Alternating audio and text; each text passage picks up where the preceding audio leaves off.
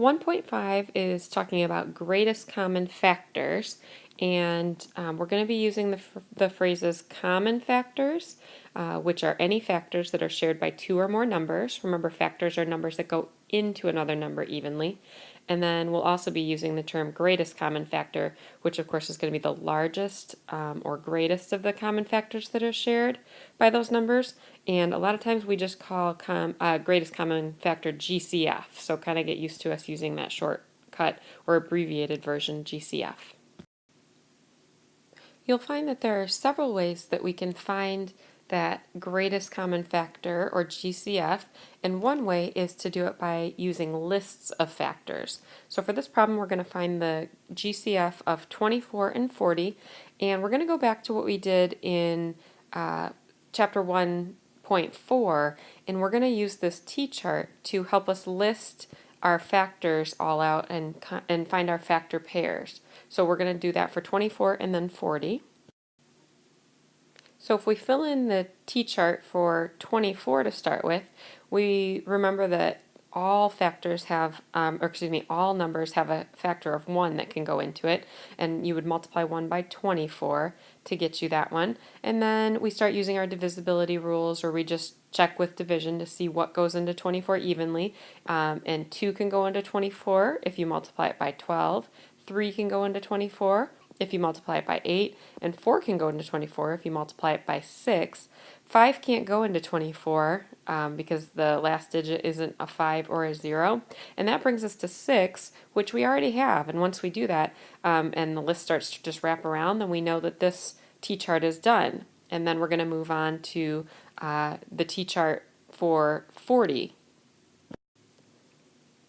And here's your chart for 40, and again we just started with the 1, and that would be multiplied by 40. 2 and 20, 4 and 10, 5 and 8 are all of our factor pairs. Notice we skipped over 3 because 3 doesn't go into 40.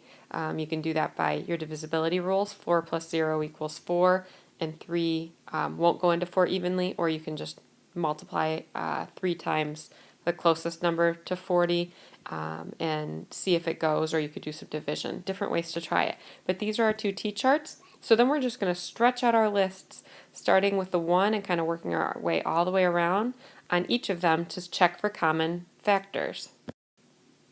Now that we've stretched out these lists and we have all of our factors of 24 listed here in order from least to greatest, and all of our factors of 40 in order from least to greatest, and we order those in order to help us kind of have organized lists and see what we have in common, we're going to look for any factors that these two numbers have in common. So we can see they both have a 1 on their list, they both have a 2, there's not a 3 on this list, so they don't have that one in common. They both have a 4, no 5 up on the 24 list, so we're not going to circle that one. They do both have an 8, and it looks like that's it. So then we would say the common factors of 24 and 40 are 1, 2, 4, and 8. And as we have all those common factors listed out here that we just talked about, when we're talking about greatest common factor, remember we're talking about the biggest one. And since 8 is the biggest one that they have in common, then we would say that the GCF, or greatest common factor, of 24 and 40 is 8. Another way that we can find the greatest common factor is by using prime factorizations. And again, we're practicing those in 1.4, so we'll get more practice if that was something that you were having a little bit of trouble with. And this time we're trying to find the GCF of 12 and 56. So to do the prime factorizations, the first thing that we did was to make a factor tree for each number. So our factor tree for 12 can start at 2 times 6. And remember, as long as you pick a factor pair that actually equals 12, you could also start other places. In this case, you could have started at 4 times 3. You'll get the same answer. But I'll start with 2 times 6. And then 2 is a prime number, so we circle that. And then 6 is composite, so we have to break that one down farther, and that can be broken down into 2 times 3. And since both of those are prime, we've gone as far as we can, so we're going to move on to finding the factor tree for 56.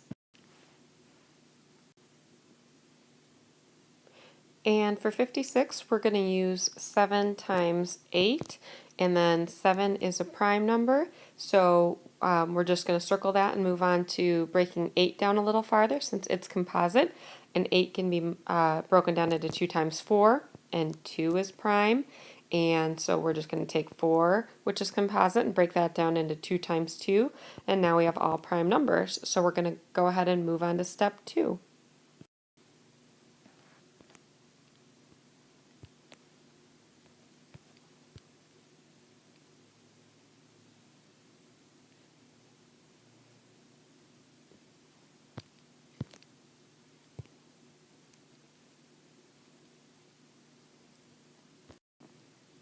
So the prime factorization for 12 can be written as 2 times 2 times 3, and the prime factorization for 56 can be 2 times 2 times 2 times 7, because those were all the prime numbers that we had up here.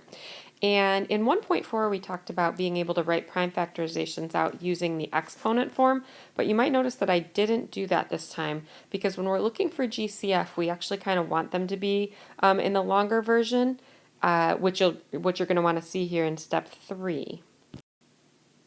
So for step 3, when we're finding the GCF this way, we're going to look for any common prime factors, and this is why we want it to be kind of stretched out. So we can see we have a pair of 2's here, one on each list, and so we've got 2 as a common factor, and then we have another pair of 2's in common, so we have another 2 as a common factor, but then we don't have any more common factors because this list has just a 3 on it and this list has a 2 and a 7 on it. So as step 3 says over here, we're going to multiply these common factors together, and since 2 times 2 is 4, then we would say that the GCF of 12 and 56 is 4.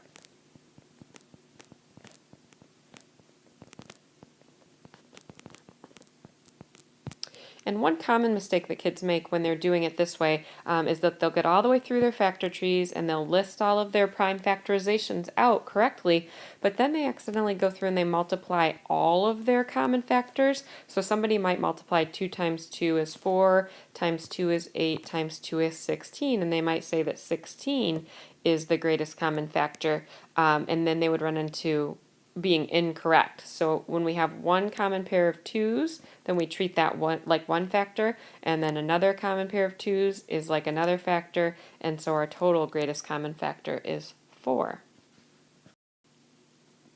So for trying the on your own problems this time, you'll notice that you're going to find the greatest common factor each time, but the first time you're going to do that using lists of factors like we did in example 1, and then the second couple of problems you're going to do using prime factorizations like we did in example 2, and you're really going to want to watch to see during directions if they tell you how to do it, and if they don't specifically tell you using lists or prime factorizations, then you can choose whichever one you're most comfortable with.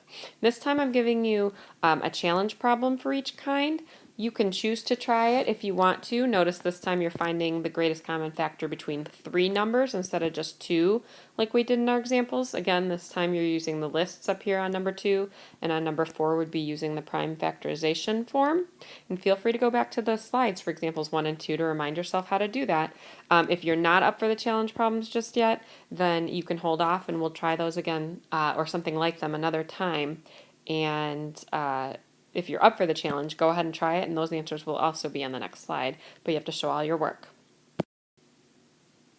Alright, for the answers this time I went ahead and I showed you all of the steps. So I showed you for numbers 1 and 2 where you're supposed to be making the lists of factors. I showed you those T-charts and then stretched those out so that you could look at all the possible common factors, and then when you do that we'll notice that 4 is the greatest common factor between 8 and 36. It's the biggest one they both have in common. So our final answer for number 1 should be 4. And then for the challenge problem, again, I did the T-charts for all 3 numbers this time, and then when I stretched them out, You really had to look closely because you can see that they have some factors in common. And then you can see, for instance, that you have like a 14 on both of these two lists, but since you don't have one on this third list, then we can't use that as our greatest common factor. We need to be looking at one that all three have in common, and in this case, 7 ends up being the greatest common factor of 14, 28, and 49. For the answer for number 3, again, this one specifically said to use the prime factorization method, so I had to go ahead and do factor trees for 20 and 45, and then I showed the prime factorizations, and remember you have to show that as a product, so using multiplication, and then I looked for any common pairs, and there was only one pair of 5s where we had 1 5 on each list. And so in this case, we didn't have anything to multiply together because there was just a common pair of 5. So the greatest common factor of 20 and 45 is 5.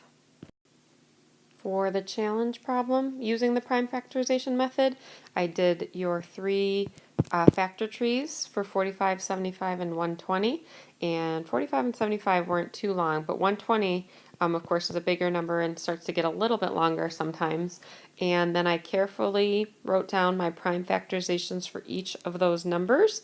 And then I looked for common pairs, and I noticed I had 3 5s, or 1 on each list here, and so I have a common pair of 5s, and then I also have a 3 on each of my lists, so I have a common pair of 3s, and since 3 times 5 is 15, then the greatest common factor of 45, 75, and 120 is 15. Hope that challenge went well for you, and again, if you didn't take it this time, that's okay. We'll have some more opportunities in the future. Here are your practice problems. Remember to do them on a new page in your math notebook. And copy everything down carefully, please, so that you're doing all of the right problems.